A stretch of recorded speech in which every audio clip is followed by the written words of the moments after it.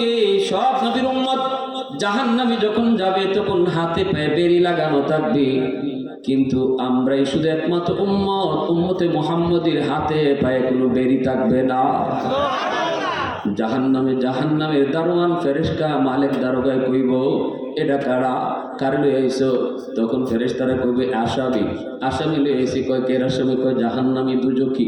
ফেরেশতা মালিক ফেরেশতা তখন কইব, আসামির তো কোনো আলামত দেখি না, আসামি হইলে তো তার হাতে পায়ে বেরি থাকবে, তার চেহারা কালো থাকবে।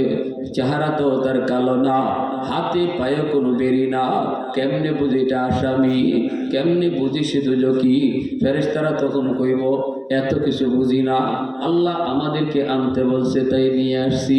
তখন মালিক ফেরেশতারে আল্লাহ পাক ডাক দিয়ে কইব, মালিক কথা কইস না, সকল আসামির মতো এই আসামি না, এটা আসামি হলেও আমার বন্ধুর উম্মত, এটা আসামি হলেও আমার বন্ধুর উম্মত। হাতে পায়ে বেরি আমার বন্ধুর উম্মতকে আমি আল্লাহ লাগাবো না। যে হাতে পায়ে ওযুর পানি লাগছে, এই হাতে পায়ে বেরি লাগে না। যেই হাত মুখের মধ্যে ওযুর পানি লাগছে, ওই মুখ কোনোদিন কালো হয় না। রহমতের নবী, মায়ের নবী একটা দৌড় দিবেন, দৌড় ফেরেশতাদের পিছনে দৌড়া। নবীজি বলেন, কোমরে যেভাবে গামছা বাঁধে আমরা দৌড় দিই, এইভাবে আমি নবী দৌড় দিব, পিছন থেকে ডাকতে শুরু করব, ও ফেরেশতারা থাম, ইয়া মালাইকা ইয়া মালাইকা কিফ ইয়া মালাইকা, ও ফেরেশতারা থামো থামো। কিন্তু ফেরেশতারা তো থামে না, তারা তো নবীর উম্মতকে নিয়ে চলে যাইতেছে। নবী জিজ্ঞেস করেছিলেন বাবা আদমকে, বাবা আপনি কেমনে বুঝলেন এটা আমার উম্মত? তখনই আদম পয়গম্বর কয়, আহমদ আমি তার হাতে পায়ে ওযুর জায়গাগুলি চমকাইতে দেখছি।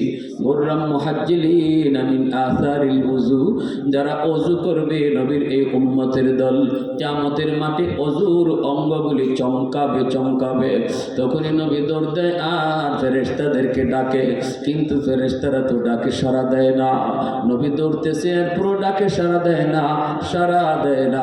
নবীজি বারবার মাটিতে পড়ে যান দৌড়া, এরপরে ওইটা নবী আবারও দৌড়াইতে থাকেন, শুধু উম্মতি কয়া।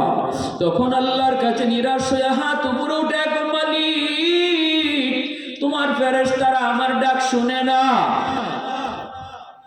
তুমি না বলেছো আলা সাউফা ইউতিকা রাব্বুকা ফাতারদা, হাসরের মাঠে তুমি আমাকে কখনো নিরাশ করবা না, আমি যা চাইবো তা দিয়ে খুশি করবা, তাহলে তোমার ফেরেশতারা আমার ডাক শুনে না কেন?